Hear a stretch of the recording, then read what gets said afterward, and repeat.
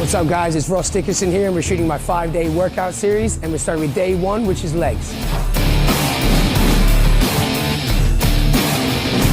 So we're going to be doing a little bit of everything. We're going to try and hit a little bit of various angles. It's going to be mainly quad dominant with a little bit of hamstrings, but I'm going to have my power movements in there. A leg day isn't a leg day to me without squats.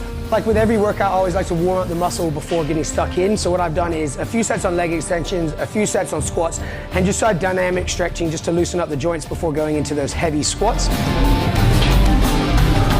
right, it's time for that first set of squats. Time to suck it up and get this done. Let's go.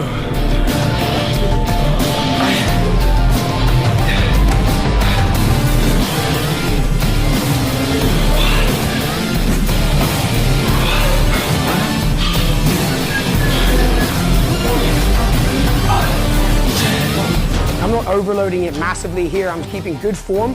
What I am doing is pushing myself a little bit heavier than usual.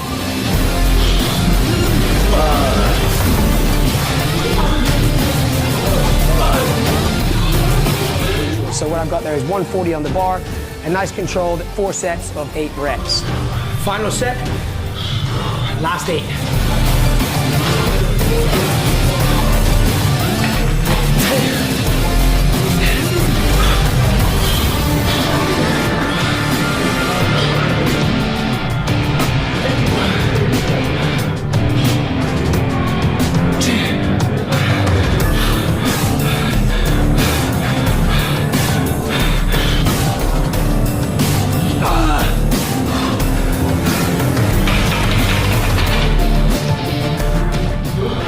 So I know I'm still out of breath from squats. But the next exercise, what I'm gonna do is stick with the press, single leg press, focus more on the outer sweep, lighten the load, and really go for that mind to muscle.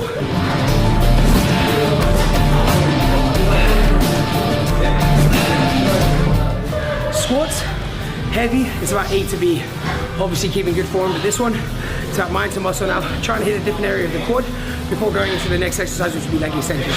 But right now, lowering the weight, mind to muscle, outer sweep.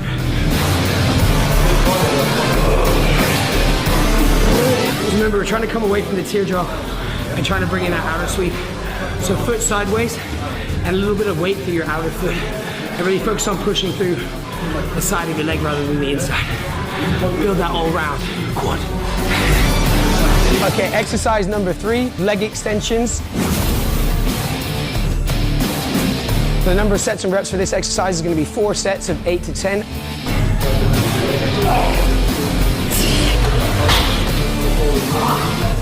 Whenever I'm keeping the weight heavier, I'm never really repping extremely fast through it. It's kind of fast on the way up and then slower on the way down. It's all about a controlled movement, but mainly through every single exercise I do, especially when it's heavy, just to help keep that good form and good squeeze at every contraction.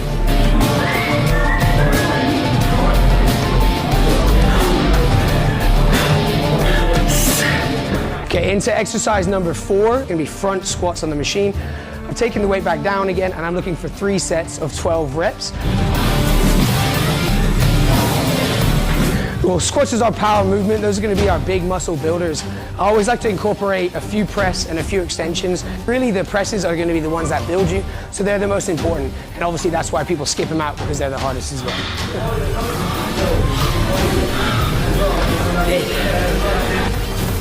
Exercise number 5, I'm not exactly sure what the name of this exercise is, but it's a good power movement for your hamstrings. Every time I do this exercise, I feel it for weeks after.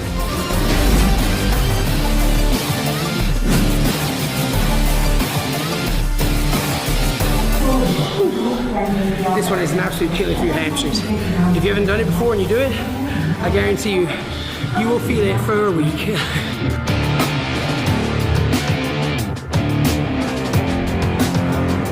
I'm also using the lat pull down piece of equipment just to help assist the movement. And this one's gonna be 4 sets of 8 reps.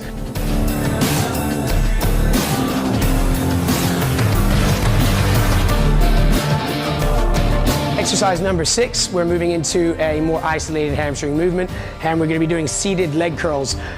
Once again, lightening the load away, coming away from that bigger movement. When I'm on the isolations, I'm lowering the weight, and we're going for more controlled reps. And with this one, it's going to be 3 sets of 12 reps.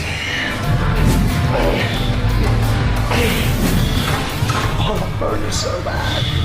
Oh. Burning Sometimes I train quads on their own, hamstrings on their own, and sometimes I train them together like today. I usually always start with quads first, just because they're the more dominant muscle over the hamstring. So obviously it's like to smash the bigger muscle first and follow it up with the hamstring.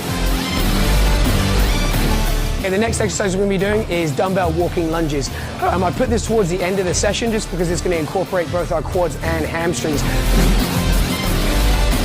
The number of reps and sets in this one is going to be 3 sets of 12 each leg. This last exercise is a killer, but it is a finisher, so you got to pull strong through the end and it will be worth it.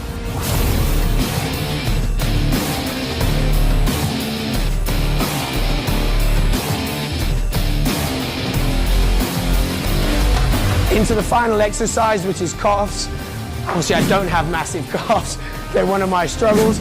I like to incorporate them 2 to 3 times a week. So what I've gone for here is standing calf raises on the machine, 5 sets of 10, a kind of overload just to finish off the session.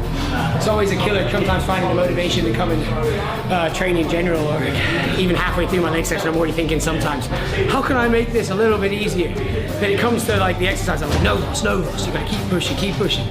And I mean, at the time it struggles and it's hard, but now I just come to the end of my session and damn, it feels good.